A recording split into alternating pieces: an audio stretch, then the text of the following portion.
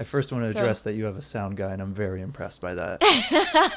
I want a sound guy for my podcast. Sean's the best. You have all these mixers and everything, and it just looks so professional. Isn't this so cool? I feel really professional. I'm a little intimidated right now. You should. I'm a big deal. Yeah, so. A little bit. I think that's a big difference between you and me, because you'll meet somebody and have all these amazing conversations and get to know people. When I met Sean, it was just like, hey. And that was the end of our interaction. So when I first moved into this apartment, the girl that I moved in with, her and I are like very, very good friends. And it was in the past year or something. She called me and she goes, Elizabeth, you know what I love about you? And I was like, oh no, what do you love about me? And she was like, you can meet someone in 5 minutes, have their phone number, be their best friend, and like have a coffee date for next Thursday. Yeah, I can't do that. I got to meet somebody like 9 times before I'll even remember their name. Well, now I officially remember your name because I have been having to do push-ups for the past 24 hours. How many push-ups have you had to do? Oh, only 20. Okay. But it feels like a lot. Yep, I'm officially back to being Ross. Yeah. Yeah, and I've called you Alan twice, and that was the penalty. Yeah. That was the penalty for me calling you Alan, is to do 10 push-ups. How dare you call me the name that you've known me for the past year? I am the worst. You should know when I suddenly switch things up on you. You're right. You're totally right. That's why I have a penalty. Without telling you, by the way. Because I was sending a video to Brandy. I made a video of me doing the push-ups because she wasn't here, and because she was the one that I made the promise to. Okay. And so I sent a video to Brandy, and as I'm like picking up the video, because I'm so sore, I did chest day on Sunday. Yeah. And so also doing push-ups is terrible right now. And so I got done with my last one. I was like picking up the phone to like hit stop on the video, and like the last thing on the video is, I'll never call him Alan again. she sent me a message back and she was like, it's working. It is working. That's does. kind of diabolical, but it works. Yeah, you know? yeah. We're like adorably diabolical to each other, I guess. That's a great phrase, adorably diabolical. If you ever get into stand-up, that should be the name of your special, Adorably Diabolical. Oh my God, that's freaking brilliant. Yeah. Well, we were talking about that the other day when I was like, oh, Brandy said that I should do stand-up because I'm hilarious. And then I was saying that I'm only hilarious when I'm talking to people. Like, I'm not necessarily funny just like talking to a group of strangers without any like feedback. Yeah, sometimes people find it hard to transition everyday funny into stage funny. Right. Yeah. So, but if I ever break through, then Adorably Diabolical, I like that. Yeah, I actually do really like that name. So. Okay, so today, well, one of the things that I wanted to accomplish by doing this podcast, just in general, is that people come on and share their stories of how love has shown up in your life, and that can be like butterfly amazing stories, that can be like terrible, like this is how love has not worked. Right. Please, everyone listening, please don't do this. This is a bad idea. I can do that. I can be a blueprint of what not to do. What not to do. I'm much more an example of what not to do as opposed to what to do. I feel like that's like a stand-up comedian thing though. You have to, I feel like if you're into stand-up comedy, it's because you've learned lessons the hard way and now you've decided to make it funny. Yeah. We should introduce myself as a stand-up comedian too. We should do that? Yeah. Oh, okay. Okay, cool. All right, we'll put a thing. Okay, so this is my friend Ross Tokosch, and he is a stand-up comedian. That's right. Is that a first and foremost thing now? That's not necessarily a first and foremost thing right now. So I wear 2 hats right now. So I do stand-up in the evening, but my bread and butter is actually as a therapist. I'm actually a licensed therapist. I love that. The 2 worlds don't always get along. And so I always try to balance those 2. And they're kind of like, I don't know, I guess I could make the comparison that they're kind of like pets living in the same apartment together, and sometimes they get along and sometimes they don't get along. That sounds like my cats. Yeah. So yeah, but stand up over the past year or so has become a lot more prominent in my world. But I'm first and foremost a licensed therapist, and that's kind of my main passion. I'll put it that way. But stand up is a really close second. I'll put it that way. Yeah, absolutely. So what do you mean by like their like say a little bit more about their pets that live in the same apartment but don't always get along? What do you mean by that? Yeah, it's hard, especially as the therapist hat, because the therapist hat is supposed to be. Did you hear my voice crack just there? Did you hear that through your cans, through the headphones? Yes, I can hear your voice. Oh. I'm also 14. She didn't tell you that. So. I'm a licensed therapist and comedian, 14-year-old going through puberty right now. I mean, does that make you technically a genius though? What does? Cracking my voice and going through puberty? No. Being 14-year-old like licensed therapist. Oh no, that would make me like a Doogie Howser, and I'm not him. Do you remember Doogie Howser? I know that name, but I couldn't tell you who he is. I think it was Neil Patrick Harris. Yeah, it okay. was like one of his like main breakthrough roles before he did White Castle with Harold and Kumar. Is he in White Castle? I'm gonna say this, but I have never seen all of White Castle. I've seen a couple of scenes. I've seen enough. It's like when it came out, all my friends were stoners at the time, and so it came out, and all of my friends saw it. Yeah. And I never did, but they would quote it all the time. Yeah. So I feel like I know a lot about White Castle, and I've seen like 2 scenes from it. So yeah, I think he just has a cameo in it. Oh, cool. But yeah. So, but yeah, the two don't always get along because with the professional side of things, there's an ethics that I have to kind of hold on to. So let's just say for my therapy business, I don't want to promote my comedy, like say like, hey, I'm going to be at Yuck Yucks on Friday or something like that, like after a session. Like there's no way. Seems kind of inappropriate. It is very inappropriate. Like you don't want to do that. But then also my social media presence. So I have to be very mindful of what I post on social media. A lot of comedians, they'll post throwaway jokes on Twitter or Instagram, Facebook. They'll have a YouTube channel or something like that where they'll post their material. And that's something that I have to kind of be mindful of as to what I put out there on social media, because people might be trying to look me up for comedy reasons, but also people might be trying to look me up for professional reasons, therapy reasons. So the two kind of have a hard time getting along sometimes. Gotcha. Because I want to try to be as accessible to both and whatnot. And that's kind of where my podcast comes in. That's where the two kind of blend a little bit. But it's a balancing act that I'm still kind of working through and learning how to kind of do appropriately, where the people that I work with professionally in a therapy setting feel comfortable and, they trust that I'm a professional person and not just a goofball. But then the people that know me through comedy also know me as, the goofball side and whatnot. Yeah. Well, that's really perfect because your podcast is No Normal, and I was the first guest on your podcast, That's right. which was super exciting. You're one of the most downloaded episodes, I think. Am I? Yeah. Oh my God, I didn't even know that actually. Yeah, you really broke 20 listeners quick. Heck yeah. Dude, there was like 50 people within the first 24 hours. I was so happy about that. Yeah. I was like, oh, I'm a celebrity. No, not really. We'll plug my podcast about 15 more times today. Yeah, that's totally fine. Well, that way they can download my episode, obviously. Yeah.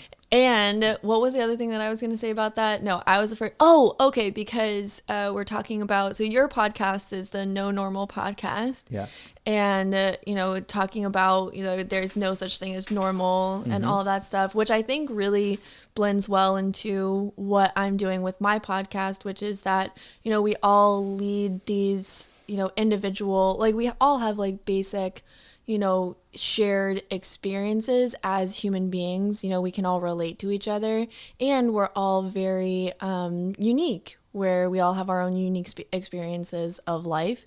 And I think that in sharing stories and sharing our stories about how our life is going and how love is showing up in our life, that people can be validated in their experience. It's like, you know, when I've said it on, you know, previous podcasts, but when I first went to that polyamorous panel back in Lawrence, Kansas. Oh yeah, the poly panel. The poly panel. I remember you talking about the poly panel. The poly panel. And I was just like, oh my God, I'm not a crazy person, you know? And so just being able to share our experiences of how life has gone for us and being connected in that way. Yeah. Yeah, totally. So I know that you had a general idea of what you wanted to share about, and you keep asking me what I want you to share about. And honestly, my answer is like, whatever you want to share about that you think would be beneficial to people, or maybe like if there's a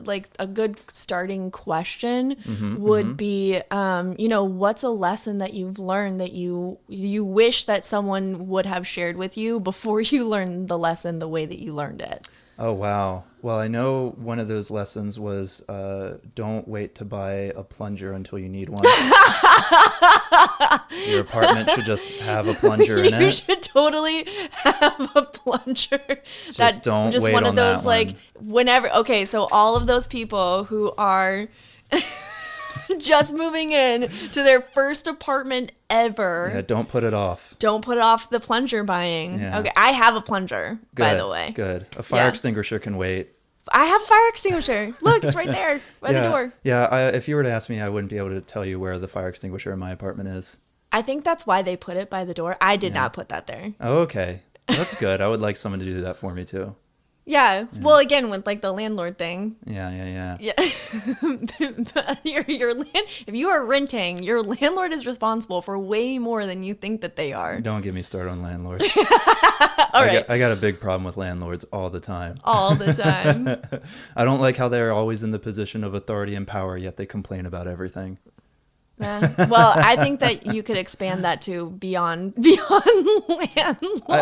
No. It's anybody that's like either in like a corporate position or something like that, or like an authority position or a power position or something like that. When I start hearing people in positions of authority or power like start saying things like, oh, we'll have to, our business is struggling and we'll have to raise our prices if this, that, or the other thing happens. I'm just like, shut up. Like, you're like in a multi-million-dollar building or whatever. Like, relax, you know? I just don't like it when the big guy starts like complaining at the little guy. You know, that's one thing that grinds my gears. Grind your gears. Yeah, for sure. Consider my gears grinded. But in regards to love and whatnot, so this is called love dripping off the walls. Love dripping from the walls. Love dripping from the walls. Okay, Yeah. My walls don't drip. Your walls don't drip with love. Way. Yeah, I mean that's the water leaking that my landlord's refusing to look at. That's why you need to buy a plunger. Well, I don't want to plunge my walls, but it is a ongoing kind of thing. But yeah, it's interesting because you and I are probably very almost diametrically opposite when it comes to love, the topic of love and whatnot, and our experiences of it. I actually probably have one of the most cynical views of love. Really? Yeah. Wow. And so, and I'm over here like, love and puppies and rainbows and everyone should love one another all the time. Well, yeah, it's kind of annoying. No, I'm kidding. Just like, well, I mean, I guess you could leave. Yeah. So, yeah, I already plugged the podcast. What the fuck do I care? No, I'm kidding. People know that I have a podcast, so I'm done here. Bye. Like, you'll still put out this 10-minute episode. It's awesome. It's a great way to get fans. Yeah, so when I talk to people that are very like extroverted and very excited and often talk about love, it's hard to kind of not listen to that voice inside of me that's just gets that cynical, like, yeah, get the fuck out of here, you know, that kind of stuff. Wow. Well, I'm even more honored that you asked me to be on your podcast then. Yeah. Well, a big part of my podcast and just me in general is I like to kind of learn about things that I don't necessarily always agree with or that I'm always in alignment with, or things that I'm just not knowledgeable about, things that I'm just kind of not well versed in, or things that I don't understand. And then talking to people who have that different perspective is able to kind of like show me a thing or two, basically, and get me thinking about things in maybe a different way. Or maybe I just leave thinking, fuck that. No, I'm not going to change anything. So, but yeah, I do have probably one of the more cynical views of love and whatnot. And it probably stems from a lot of things. But over the past year or so, I've kind of come to a realization that I'm a very codependent person. So I don't know what your experiences are with codependency or what you know about it. I would love to know more. I don't know if I've ever experienced codependency firsthand. Yeah. I've always been a very independent person. In fact, I have the opposite problem. Like in past relationships, I have the problem where I'm like too independent and I don't want to like I have that wall, that barrier up. Like I have to provide for myself. I have to make sure that I'm okay with myself. I have to because this person isn't going to do that for me. Right. And that's something that I've had to like breach for myself so that I do have that vulnerability and connection with, my partners. Yeah. So I've had the opposite problem. So yeah, I'm absolutely intrigued by your experience and what you've discovered about yourself, what you've discovered about that, what that's like for you. Yeah. Yeah. So yeah, exactly. I'm the exact opposite of that, basically. So when I get involved with somebody romantically or anything like that person becomes my whole world, where I'm just kind of like, I need this person's affection. I need this person's love, and I need their kind of approval and validation, but I almost like need it constantly, and I'll do anything to get it. And so that only in the past year or so has started to come out as, I'm acknowledging it as like, that's probably a fucked up way to go about things. It's probably not the best way to go about things. It's probably not the healthiest way to go about things because it's not putting me first. It's not putting my needs first or my wants first, or even valuing me as a person or getting my self-worth through myself. It's getting it from other people. There's a thing called other esteem. And other esteem is basically trying to get self-esteem through external means, through other people and whatnot. And the problem with doing that is that it's so flaky and temporary in a way. And if I'm giving my own self-worth and my own self-esteem, if I'm trying to get that from other people, that's giving other people a lot of power over me. Yeah. And they can take that power away at any second. And then if they do, I'm incredibly anxious, I'm incredibly depressed, and I get incredibly frustrated. Yeah. And then I'm just kind of like, and then I just like get all broody and I'm just like, And so it's only in the past year, I've always probably been like that, but only in the past year through a relationship that I was in that was very hot, cold relationship, very on again, off again kind of thing, did it really start to come out that I was codependent. Yeah. So how did you come to that? Like, what did it actually look like? I'm curious. So we're kind of speaking about it conceptually, but like, how would it look like in your relationship? Like, how would it show up? Like, what are the things that you would do or say, or like maybe give an example of how that would show up for you? I would do anything, and it was usually forms of like action or something to kind of be like, oh, if I do this, then this person will love me.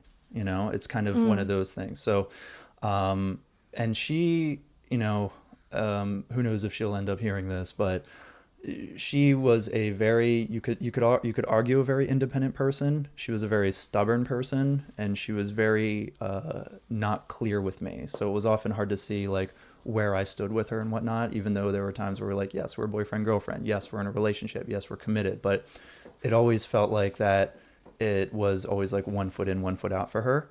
So I was always kind of in this struggle of, okay, I want both of her feet in, and it's my job to kind of like get her to have both feet in this relationship. Cause I didn't like that 1 foot in, 1 foot out. It always felt like she was like very much leaving, And so if there were moments where she was in trouble or she needed something, I would jump to that opportunity like immediately. Mm-hmm. And so there like were, regardless of like what you were doing or like what plans Yep. that you may have had or how it affected you or Correct. anything like that. yes, like at my expense. Yeah. So there were moments where it would be maybe 1 a.m. or something like that, or 2 a.m, and I would have to get up for work at like 5:30 or 6 because I was working at a hospital at the time. Mm-hmm. And she would start blowing up my phone and calling me saying that her car ran out of gas on the highway down by Tacoma or something. And I would get in my car and go pick her up somewhere on the highway off I-5. Which is like an hour away. Yeah. And so, and then I would, take her to the gas station. We'd fill up a gallon of thing. I'd probably pay for it. And then, we'd go back to her car and she'd be on her way, and I would get home at 3 a.m. or something like that, or 4 a.m. And then sleep for maybe a half hour. Yeah. And then that would be what our relationship looked like for a while. So it was a lot of me kind of negating my own self-needs and my own self-care and trying to get her to be like, notice me, love me, come on. And it was always this battle kind of thing. Do you think that your perception of the relationship, like as someone who's codependent, would have something to do with her being like 1 foot in and 1 foot out? Like, for example, even if she were all in, if you're someone who's codependent, even if someone is all in on the other side, would there still be like that doubt, like they're not all in? I don't know. Because I don't know if I've experienced that. So I don't know if I've ever been in a relationship where it felt like everything was just all in. Maybe there was a relationship that I had in my like early 20s or something where it was kind of like that, and that felt good. But at least for this relationship, I don't know what it would take for it to have felt like, okay, I know she's here, I know she's with me. Yeah. Well, 'cause I guess giving an example from my own life and kind of the opposite, where I'm like, I'm independent, like you can't contribute to me, blah, blah, blah, blah, blah. Like, even though I am really independent, I still, it's kind of weird. It's because it's like you want people to contribute to you. Like, I would want my partners to like contribute to me or support me or like something like that. But then my perception of it was that they're not. But then when I realized, and at the time, like I didn't realize like how like distant I was being with them, like how much I was protecting myself from that. And so, kind of hindsight 2020, looking back, I was like, oh, well, even if they were trying to provide for me or support me or do whatever that they were perceiving as support or providing, I may not have even seen it that way. Right. Even if on their side that they were doing that. Right. Just because from my side, my like listening of it, my view of it was that, I can't be supported, even though that was more like a subconscious thing. Like I can't be supported. But it was just like, since I had that wall up, even if they tried to support me, Right. like it wasn't going to get through to me. Yeah, I don't know. I don't know how my experience as someone who's, I don't know. Yeah. But that's just what came up for me when you were sharing that. I was like, like, I wonder if in being codependent, if it would even be possible, like from your view, like if it would even be possible for someone to like be fully all in like your view of like who they're being for you. Yeah, I don't know. I don't know what her experience of me was, or her experience of me is, because we're still kind of like, we still talk here and there. Sure. But I know she has her struggles as well. I don't want to get into the specifics of her struggles because those are hers and everything. Right. But there's definitely been some things where it's kind of like, some parts of it was codependency, but some parts were definitely her too, So it's kind of hard to, but at least one of the things that I've taken away from this relationship is I've been able to, certain things in life, like certain things that happen to us, especially in relationships, really stir shit up in us individually, really stir stuff up in us. And so it brings those things out in us that we've kind of either been ignoring or kind of been hiding under the surface a little bit. And so the one thing, it's really weird that, this, 2-3 year thing that was going on with this person really brought out that kind of awareness in me, like, oh, I have this side of me. Yeah. So now I can at least kind of keep that in check for when I don't ever date ever again.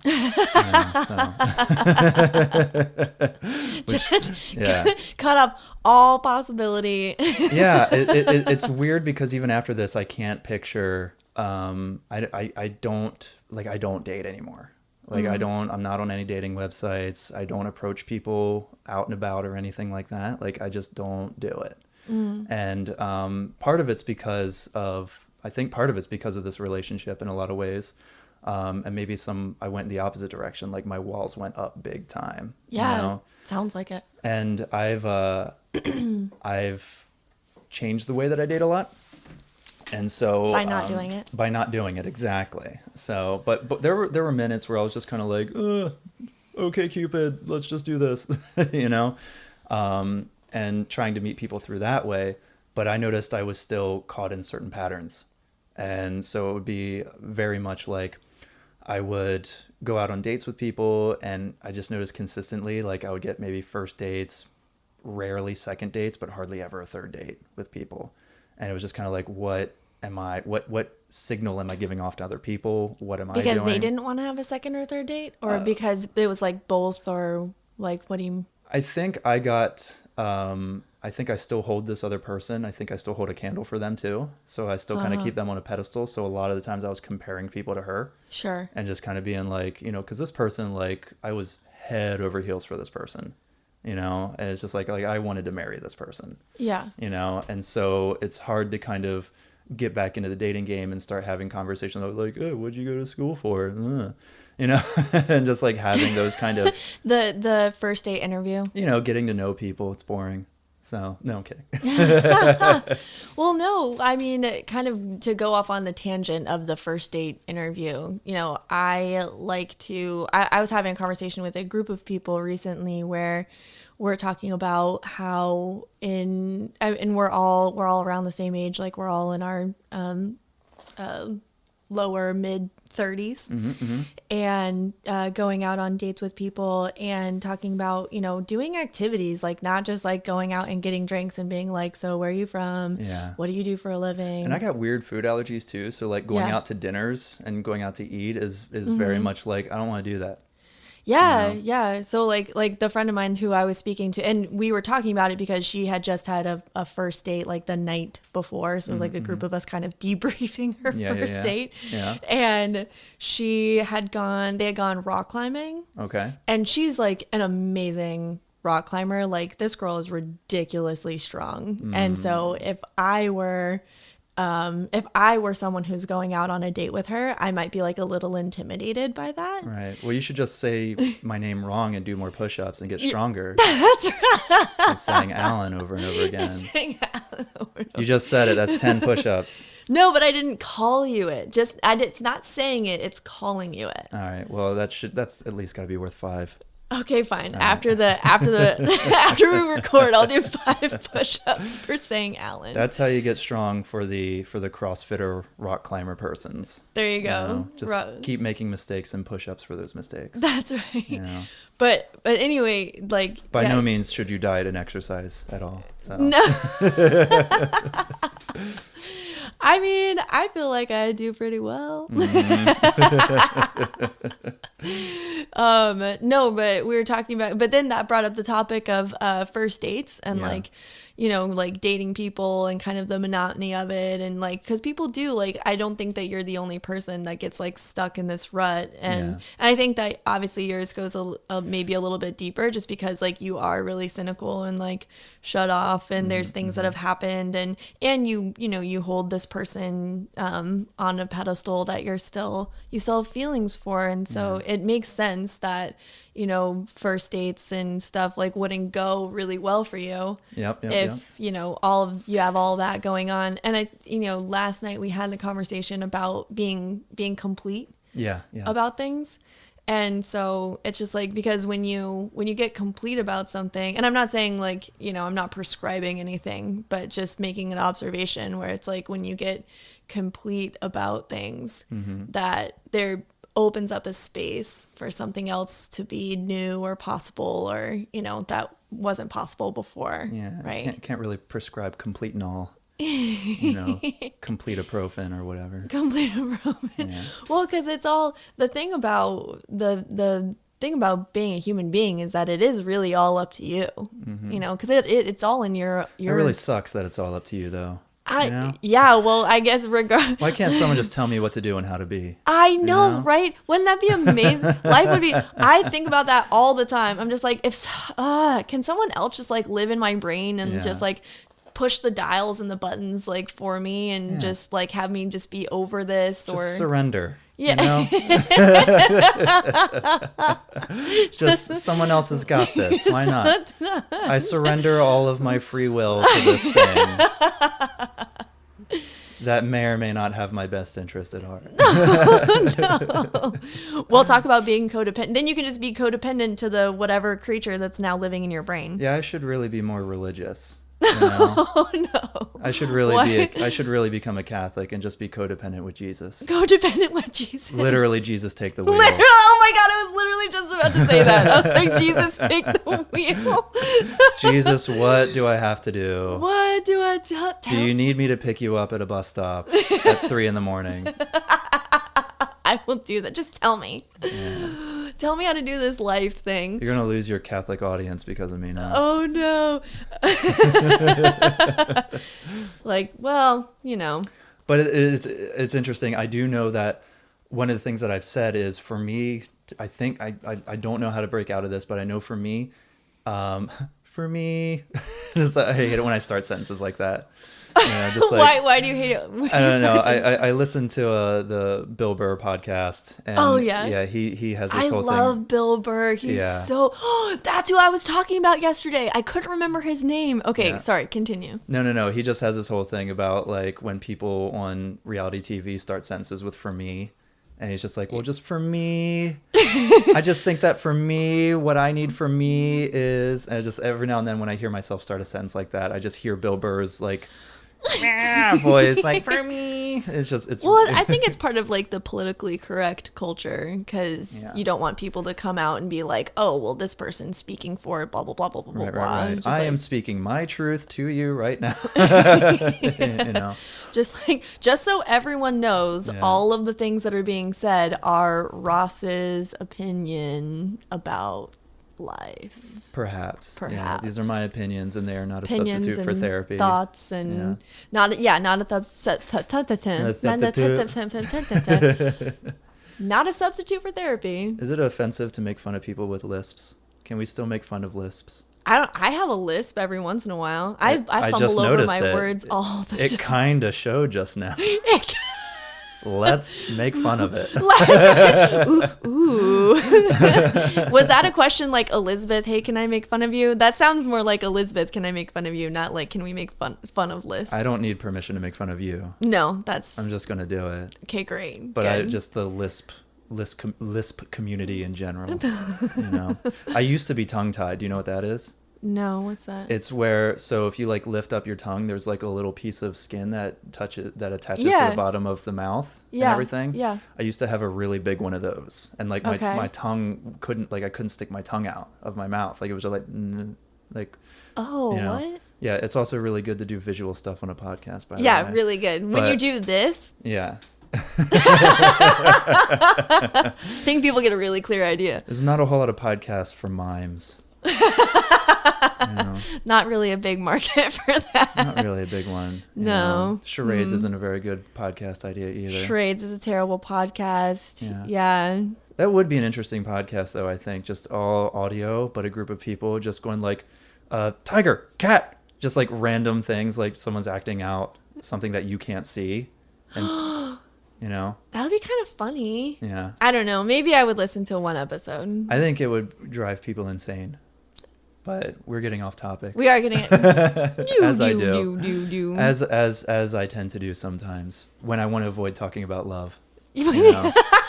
This is Alan's way of derailing my entire podcast. That is where yes, this is my that's 10 now. push-ups. Dang it, I called you Alan. Okay, now we're up to 15. That's 15 push-ups. Darn it. Yep. So no, that's the way I derail things, is through comedy a lot of the times. So we're trying to talk about like my relationship and my codependency, and I'm just like, let's joke around and which is totally your avoid it. idea, by the way. Yeah. Because you were like, oh, can I talk about this on your Yeah. podcast? And I was like, yeah, of course you can. So one of the things I was saying earlier was I think for me to even get back in the dating game at all, like I would almost need someone to pursue me. Like I think I would, because I noticed, especially when I was dating, I would go on like the second date maybe, and if there was a third date or something like that, I would start to have this idea of like, okay, is this person texting me? Are they sending me good morning text? Are they initiating something, So if I got vibes that they weren't initiating anything by like the third date or something like that, then I would kind of like dip. Like I wouldn't say anything to them. Like they would probably think I was ghosting them or something. But I would stop messaging them. Like I wouldn't say it, because I didn't want to come off as like thirsty or desperate in a way. But I think for me to kind of to break the codependency in a way, it's almost like I would need someone to look at me and be like, oh, Ross is someone that's worth having in my life. Ross is someone worth pursuing. And so, which is probably another aspect of the codependency. It's just like needing someone to come get me. But that's what it feels like. It feels like I need somebody to pursue me. I get what you're saying, and I get the logic behind it, but I think that There's probably no logic behind it. I get the thought train. Yeah. I get that. Yeah, I get the thought train. It's really a one-track mind. Well, but I think that you're right. It is a one-track, because and I think that, you're right, where it's just like that could be part of the codependency talking, where it's just like, oh, well, now instead of, because it's kind of like the other side of the hand, right? It's like either I'm doing everything, or they have to like pursue me, or like they have to show me. Yeah. Right? So there's got to be some sort of, I mean, in my view, like there's actually having to step outside of that. Right. And go on like a completely different track, because I don't think in this loop that you're in now, I'm like offering you coaching on my podcast. No, that's why I'm here. I'm really happy to get free things. I'm really happy for you to give me free stuff. I met with a potential comedy manager a week or so ago. Did you really? And it was just lunch basically. But he was the one that gave me the advice to kind of keep going with the Ross instead of, well, that's what you were saying last night. Well, I really like that, though, just to throw us off track again. I really like the Ross Tokosch thing. Yeah. Brandy and I were talking about that, like when you were on stage. Oh yeah, that was the other thing that we didn't say, is that I went to your show last night, or like I went to the what is it called? The Comedy Underground. I went to the Comedy Underground. I'm like, where was I last night? We should definitely talk about how hilarious I am. You are hilarious. That was so great. Well, that's what we were talking about. Like Brandy. So I will come back to the whole thing about like giving me free advice. Giving you free advice. Yeah, for sure. But Brandy and I, when we were driving back from the show, were like kind of debriefing like how it went, and like talking about like the different people that came up, and we really liked what you had to say, because it's really easy to, what she called like the low hanging fruit. Like it's easy to go for like the low hanging fruit. Like you could play like the, I'm a white guy and blah, blah, blah card. Like people kind of always go there, right? They're like, they talk about race, they talk about sex. Yeah. They talk about like how everybody hates Trump. Like it's like, it's pretty easy to make jokes in that capacity. And there was only a handful of you that didn't do that, because everybody got up there and like talked about sex or their race or, something like that. And you didn't do that. Yeah. And there was only a handful of other people that did. I thought that yours was like super refreshing. And I honestly didn't like, and I didn't know what to expect, like going there. I really didn't. I was like, this is going to be really awkward if Ross is like, I almost said it and I caught myself. Did Good. you see that? That was good. You were almost at 25. Almost at 25. Just like, if Ross is like terrible, is that going to be super awkward? It would have been. It would have really been awkward. And like, oh, well, thanks for inviting me. I'll see you tomorrow. Yeah. I would have thought I thought you were great. I would thank you. I would have thought that would have been a good podcast too, as we could talk about how awful I was. That would have been a good podcast too.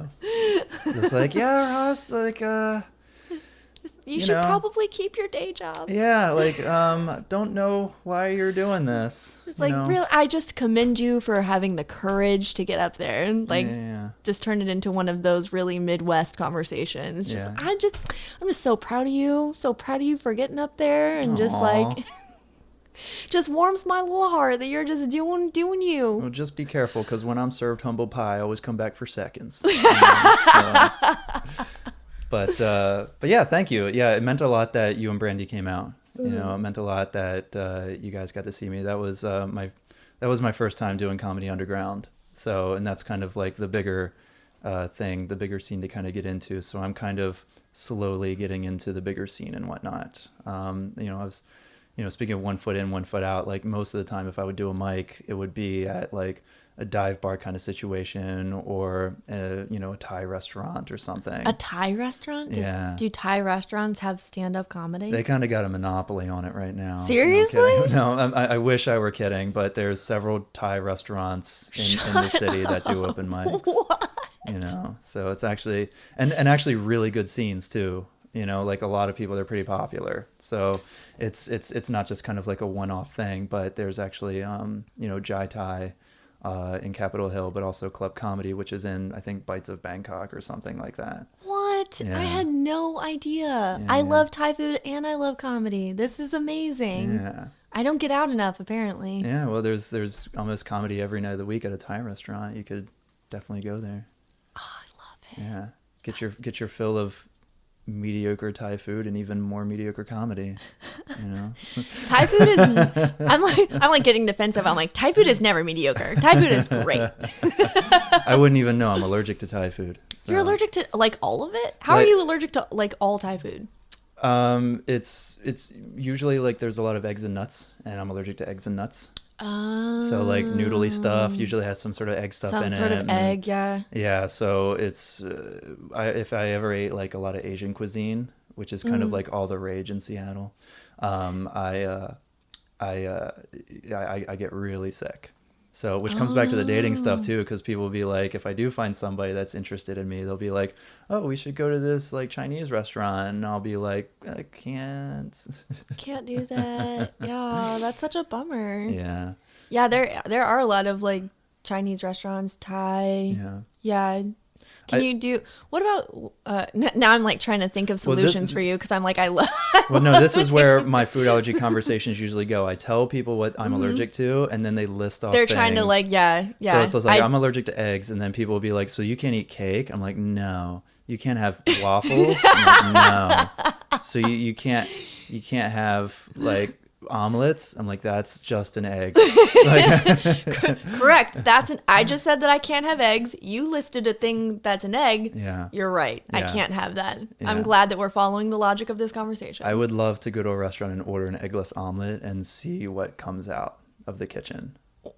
I kind of want to be that asshole. What would that's just a stir fry then at that point. Well, yeah, it's just it's just cheese and then whatever like meat and veggies or whatever that were in it's just a stir fry. It's usually what I eat anyways. Stir fry? No. It's just like meat and cheese and veggies. It's usually what I eat anyways. Oh, that's why I go to Chipotle. Oh, well, yeah. Brilliant. I often thought that, speaking of relationships, I want a relationship based on trust, like the one I have at Chipotle, where they trust that I won't use the free water cup and put Sprite in it, because they don't monitor that shit. They don't. I know. I think about that every time that I get a water. I'm not even kidding you. Ross. I get the water cup at Chipotle and I walk over and it's an entire conversation in my head as I'm walking. It's a moral dilemma. It is a moral dilemma. It's on the same track as, if there's a train heading towards 5 people, do you change it to so the train hits one person? One person. You know, that whole moral dilemma thing? Yeah. Like, do you let the train hit 5 people, or do you choose to let it hit one? Mm-hmm. It's the same thing at Chipotle. Yes, it sounds as significant. It's exactly the same thing. Sprite or water versus human lives. Mm-hmm. Yes. Yeah, the moral dilemma that you feel when you're like, do I hit the agua on this fountain? So the question then is, have you ever hit the Sprite button? Have you ever gotten Sprite? Literally every time. Literally every time. Me and Chipotle don't have a good relationship. It's not a relationship based on trust right now. No. Maybe that's where you should start. Maybe. With your trust in relationships is now every time that you go to Chipotle. Now you're going to think about it, though. I'm not going to lie. I'm going to think about this. Yeah. You're going to walk over and you'll be like, this is how I do my romantic relationships. Yeah. And then you're going to choose water because you're committed to romantic relationships. I like to think that I am committed to Chipotle because I don't go to Qdoba, you know. Is there Qdoba in Seattle, though? I think there's one, maybe two. Yeah. I haven't seen one. Who gives a shit? Do you go to Chipotle? No, I go to Chipotle too. Dude, screw Qdoba. Plus, everybody in the Midwest, it's like this dilemma between like Chipotle and Qdoba. Yeah. Chipotle's better. It is I'm just declaring right now. Yeah. I was in San Diego, which is right by the Mexican border, and I still went to Chipotle. You did? Yeah. I didn't do any like food trucks. I didn't do any authentic Mexican cuisines. I still went to Chipotle.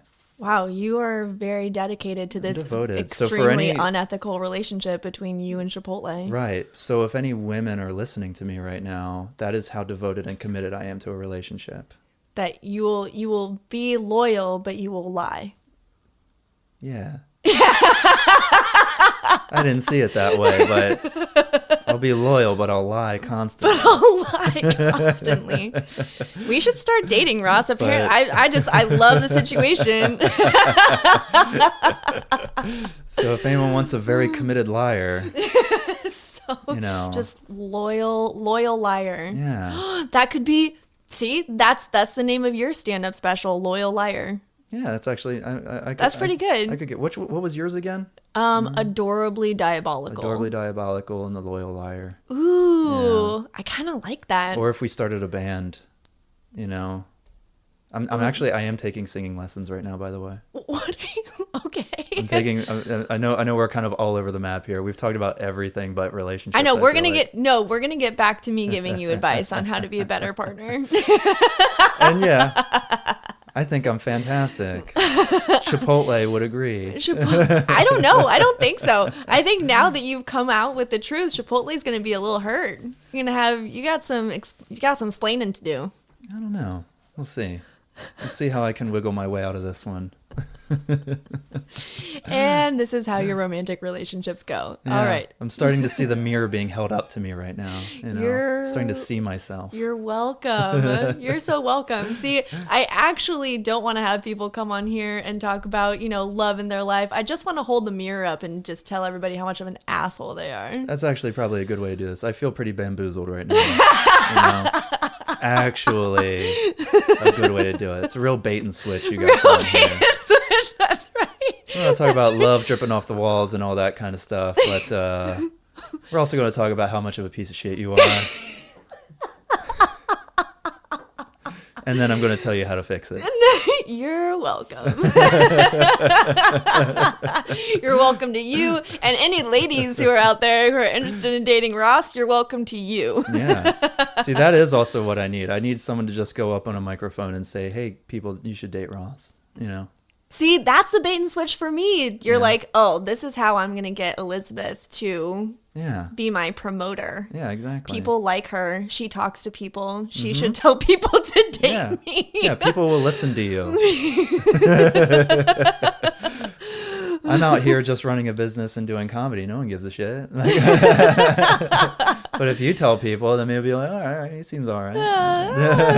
Maybe. I need a little push. I need a little prompt. Like I can't go to parties or I can't go to social events like by myself and like introduce myself. I'm trying to get better at that. Like, especially hanging out at like open mics, like introducing myself to comics and not being nervous about that kind of stuff. And I've been actually getting pretty better about that, but it's always nice to have like a little cheerleader that's just like, this is Ross. He's okay. Like someone to vouch, Oh, it's like in How I Met Your Mother, the Have You Met Ted? I've not met Ted or your mother. Oh, what? Wait, did I meet your mom? Did I meet your mom on Christmas? Or was No, that was Haley's mom. That was your roommate's mom. Okay, yeah. Yeah. So I've never met your mom. No, you've never met my mom. All right. My mom's awesome, though. Yeah. And just to go on a 30-second, we'll just continue going down this tangent rabbit hole that we're doing right now. That's how it works. That's how it works. That's how it works when you roll with Ross. When you roll You know? That sounds like more of a stoner thing, though. Yeah, that's true. I did quote White Castle earlier. That's true. Harold and Kumar. Anyway, so if Actually, you meet I'm sorry to interrupt again. I'm actually super anti-drug. Like, I don't smoke weed or anything. Yeah, like neither that. do I, though. Yeah. Like, for Seattle, like, I don't do any of that stuff. Yeah. Yeah. I was actually in a situation this past Sunday where everybody was smoking. And they were like, "Oh, Elizabeth," and I was like, "No, I don't smoke." Yeah. And then Yeah. you're like the weird one for like not doing drugs. No, I don't know. Like, I have no vices now, and it's weird. And I feel like I need a vice. Like, I don't drink caffeine anymore. I don't drink alcohol anymore. I don't do weed or any other sort of drugs. You know, and it's just like, I don't really know what my vice is. So Do you it's need? like, I mean, do you need a vice? I wonder if you do. I asked myself that question. I don't have an answer for it, but I wonder if a little vice is, it's like a little spice in your life a little bit. Like, this is a little naughty. I'm going to eat a sleeve of Oreos right now. Just like a little vice here and there. Huh. I don't know? know. Maybe, I don't know. Maybe talking to people is your vice because you don't like it. I'm in the wrong line of work, if that's true. I meant like, you just said like introducing yourself to people and like things like that. Cause like, Yeah. you talk to people professionally. Okay. No, what I wanted to say, I'm going to go back. What Yeah, I I wanted keep to say interrupting. Sorry. was that my mom, what I want to say was that my mom is awesome. No, but if you meet my mom, it explains a lot about me. Yeah. You're like, you meet my mom and you're like, oh, this makes total sense. Like, my mom is like the biggest goofball. She's super loud. She's very blunt and sarcastic. And everything that she says is hilarious. Yeah. And like, everyone loves my mom. Like, that's just the person that she is. It's just like, everyone loves my mom. And yeah, you meet her and you're like, oh, that makes sense that Elizabeth is the way that Elizabeth is. Yep. And then you meet my dad and it's like, oh, and then there's the other half of the, like, I'm very much a reflection of my Right. parents. Like, absolutely. Like, some people try to like not be like their parents. And I don't know if I've ever tried to be or not be like my parents, but whatever I've done, I've completely ended up like as a mixture of both of them 100%. Really? Yeah. Yes. Yeah. Yeah, absolutely. I'm kind of a mix. So I definitely see a lot of what my parent traits. I definitely see a lot of them in me, big time. And yet at the same time, I've definitely over the past, especially in adulthood, it kind of took adulthood for me to go through my like rebellious teen phase, I think, to kind of, but my rebellious teen phase was talking about emotions, so like emotions and stuff like that and feelings were not talked about in my household at all. And so when it's interesting that which is part of the reason I got into counseling and therapy, as a profession and whatnot, because even when I went through my own personal therapy when I was like in my 20s, and I'm still in therapy, it's very helpful. And just being able to like name emotions and talk about emotions and things like that, it's incredibly helpful, which is like a huge step for a lot of people. It's just being able to like identify emotions because like they've been taught like, oh, don't do that. Yeah. And, oh, there's no purpose in doing that. What's the need to do that kind of stuff? And I'm kind of like an example of what good can come of it, I think, So and that's how I kind of rebelled from my parents a little bit. Like they were like, no emotions. And I'm like, yes, give me all the emotions, and that kind of stuff. Would you say that love is an emotion? Nah. No, I'm kidding. I was going to say, No, I'm kidding. Would you say that love's not an emotion because now you don't want to feel it or express it or name it? No, this is where my work and my therapy kind of came in, because my first reaction to that was to joke or to deflect or to just kind of, because there was anxiety in that, because you were right. Yeah. Because love is an emotion, and my response was to kind of diminish that. I know, because you just expressed how expressing emotions and naming emotions is so helpful. Yeah. And so then it's like, okay, well, if love is an emotion and expressing and naming love is really helpful. How dare you use my logic against me like that? You're welcome. So what's the free advice? And yeah. So the free advice was, we were talking about how you kind of went from being codependent to switching to just wanting to be pursued. And I was saying that that's kind of the same. It's kind of one side of the hand. Yeah. It's like one side of the hand, the other side of the hand. Right. And in order to find whatever language you want to use around it, solution or, I guess solution would be the word that I think of. The solution for that is not inside of that paradigm. Right. The solution of it would be to step outside of that and to look at what else could be possible, right? Like stepping outside of the codependency paradigm where it's just like you're either pursuing or wanting to be pursued and kind of like, but do you see how that's kind of like a track with no end and like no other possibilities? Yeah, I could see that kind of like an Ouroboros kind of situation, snake eating the tail. Yeah, exactly. And and so if you stepped outside of that track to something else being possible, right? And I mean, maybe you could look at what you just said, which was love being an emotion and naming what love is for you. And maybe one way that you could do that is looking at what love hasn't been for you and like what's been missing. And I'll actually share a little bit about that too, because one of the things that I came up against when I asked my husband to move out, and then I asked him to move out in October, he moved out in November, and then I asked for a divorce in December. Right. And one of the things that came up for me inside of that was I was just like, I'm not trustworthy. Right. Like I shouldn't be trusted to make life decisions. Like here I am, I married this person and it didn't work and I can't make it work. And I'm not trustworthy. Like I shouldn't even be able to make decisions like for my own life. You know, and so staying inside of that way of thinking would have had me be really stuck, right? So I had to step outside of that and be like, okay, but I do want a life partner. You know, I do want that. So where I looked was what was missing, like, Right, and not like what was wrong, like not like missing like what was wrong with the relationship. Although I could definitely talk about that, but Likewise.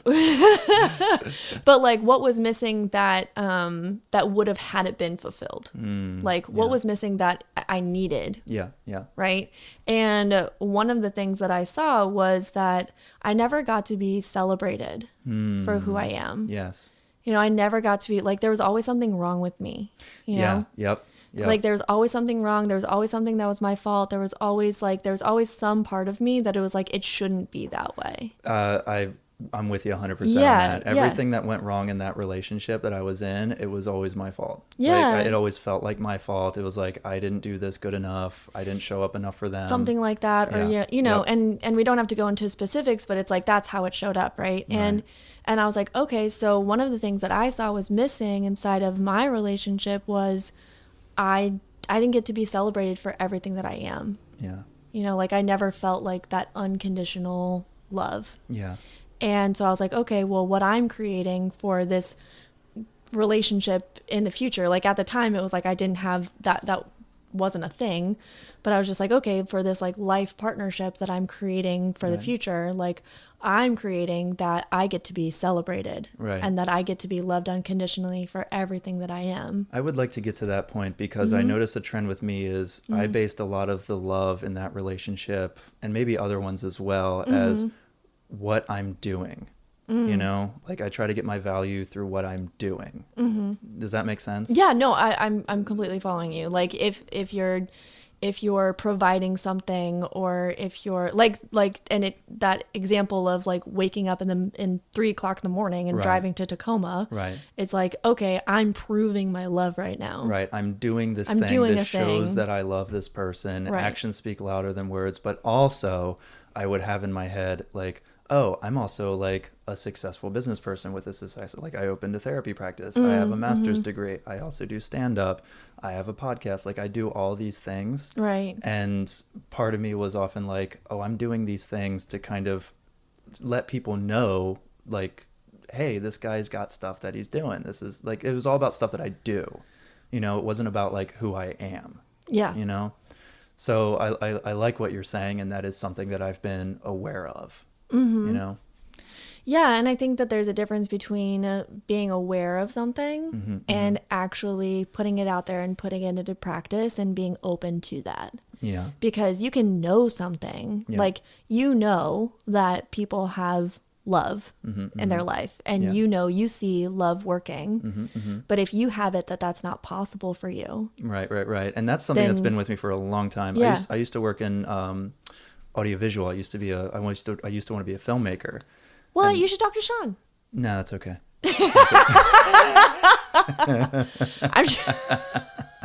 I'm just continually trying to talk about how great Sean is. I'm gonna tie it in as much as I can, just to make Sean as uncomfortable as possible. But yeah, I used to want to be a filmmaker. I worked in the film industry for like 5 years after high school. I didn't go to college until I was like 24. Oh my gosh, I didn't know that about you, actually. Yeah, or 23, 24, something like that.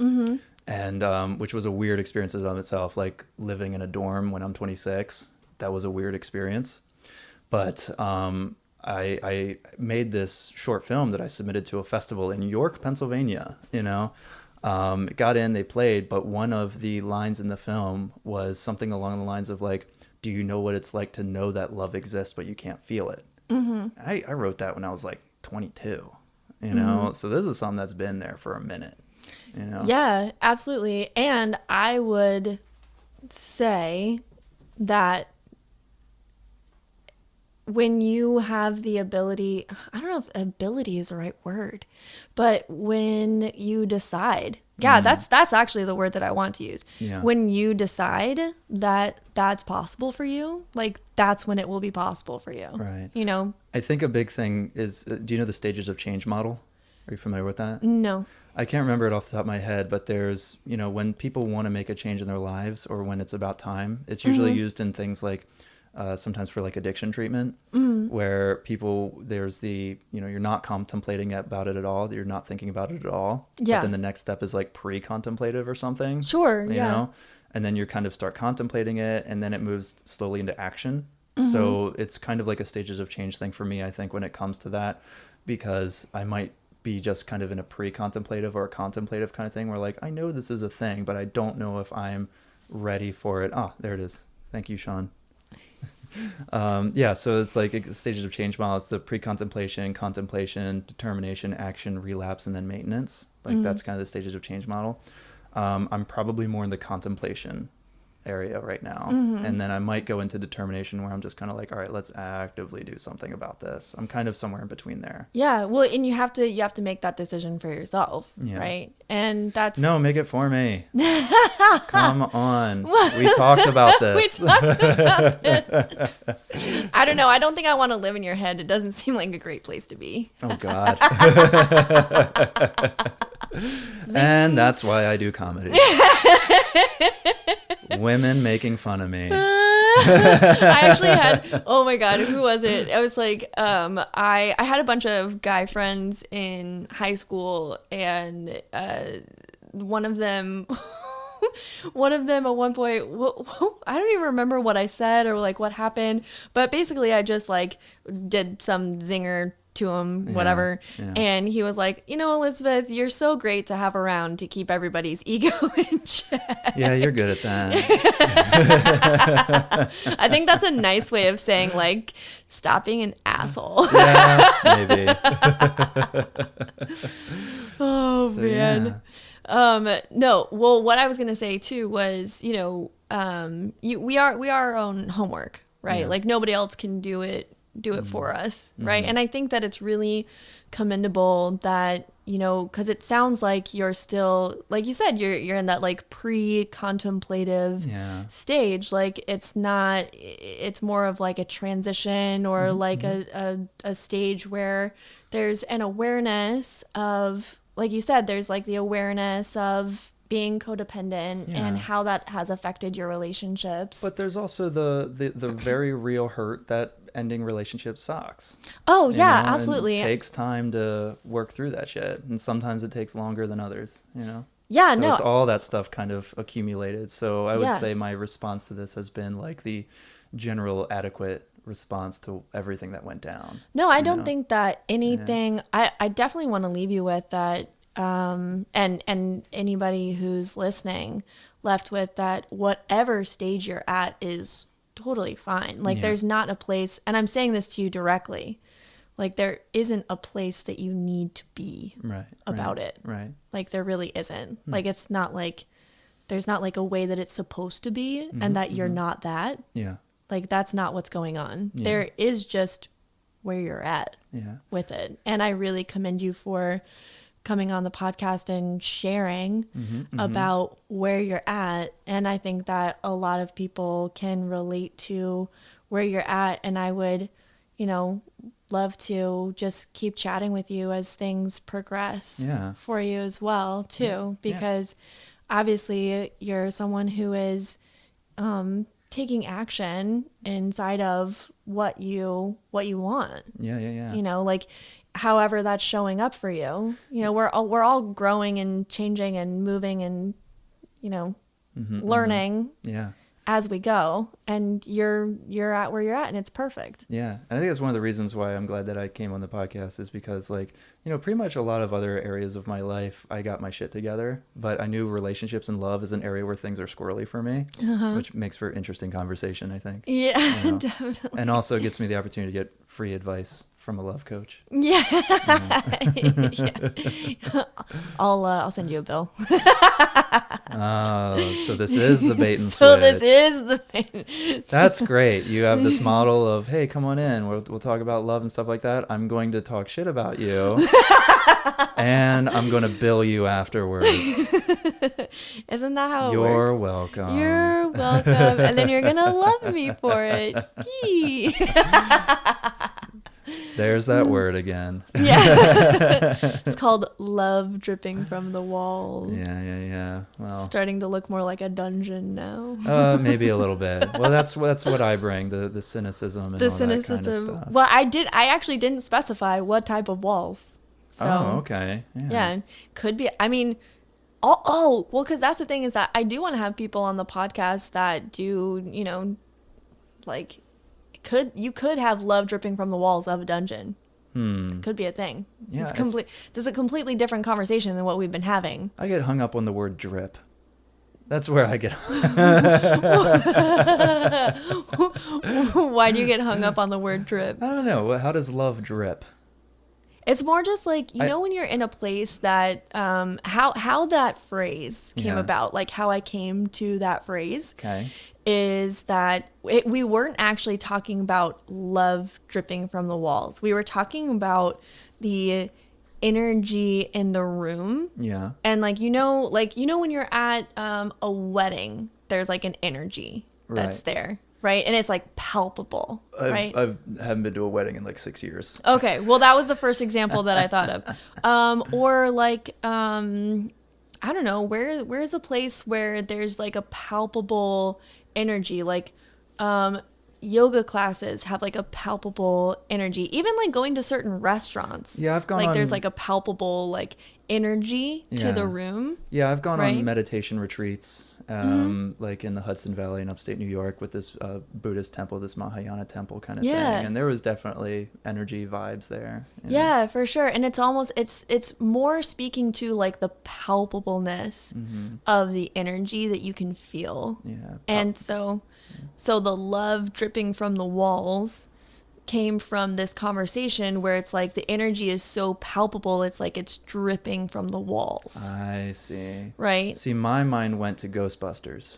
The slime in Ghostbusters that comes out of the sink and fills the bathtub and everything. That's where my mind went. Well, it's really funny because I've had different reactions to the love dripping from the walls name. Yeah. Where some people are like, oh yeah, that's so great. Yeah. I totally want to listen to that. I'm like so intrigued. This is so perfect, blah, blah, blah, blah, blah, blah. To all the way to like my brother's reaction was like, what does that mean? Yeah. I didn't want to say anything because I wanted to talk about it here. But Well, thanks. But yeah, so are we wrapping up or? Are you done? Ross is like, and I'm done. I do have to get out of here. Okay, cool. Yeah. Well, thank you so much for coming on, and thank you for sharing your experience, and thank you for being willing to talk about everything that you're dealing with and going through, and maybe listening to a little bit of what I have to say. I'm gonna go right back to doing my normal routine and not think about this at all. No, I'm kidding. Yeah. I was like, well, all right. That's up to you. That's your what decision. That's what I do with free advice. You know? I treat the free advice the same way they treat the free cups at Chipotle. Oh, you know? darn it. No, I thought I had turned you on the Chipotle thing. Just trying to guilt you into Nothing that. will turn me on Chipotle. Anyway, but really, thank you so much for coming on the podcast. I really appreciate you. Yeah, thank you. Can I let people know where to find me and stuff? What Yeah, I got going go on? for it. Do your thing. Can I plug stuff? Plug away. So I do also have a podcast. Elizabeth did the first episode. It's called No Normal Podcast. It's on basically at this point wherever you get podcasts. It's on Spotify. It's on Google Podcasts, and it's on a couple of other places as well. So just kind of look up Ross Tokosch. That's ROSSTOKOSCH on those forums, and you can find my podcast there. Like, follow, subscribe, all that good stuff.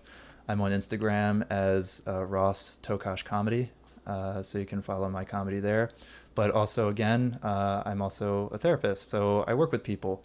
So you can find me, search me out. I'll give Elizabeth kind of like a website and that kind of stuff. So because I might be updating my website, I might be changing my website stuff around a little bit. Well, that makes sense because now you're going by Ross. Yeah, I think I'm going to change it. I'm going to try to change my website to heroesjourneycounseling.com. After Joseph Campbell. Oh, I love that. Yeah. So I kind of want to, I could talk about Joseph Campbell forever. So yeah, I'm going to try to do that. So something around like Heroes Journey Counseling or Heroes Journey Therapy. So yeah, so I'm available for therapy stuff, and we'll put a link in the description hopefully. And also I'm hopefully going to be starting a YouTube channel soon. So, but that's not up and running yet. Rad. Yeah. You're So incredible. That's where you can find me and whatnot. So either follow me on Instagram, find me on a show or something like that. I'm gonna follow you on Instagram. I actually didn't know. Yeah. I just thought of that. I was like, oh yeah, I'm not following you on Instagram. I thought you did, but maybe not. Am I not? Oh, okay. I follow Anyway. you. I have like 4 different Instagram accounts. So maybe one of my accounts is following you. Yeah, your social media has dissociative identity disorder. There's 3 of you out there. Yeah, so. Well, one of them is for my cats because I have to have the crazy cat lady one. So Yeah, that doesn't surprise me. thanks. Cool. All right. We'll see you soon. All right. Thanks for having me. Of course. All right. Course. Bye.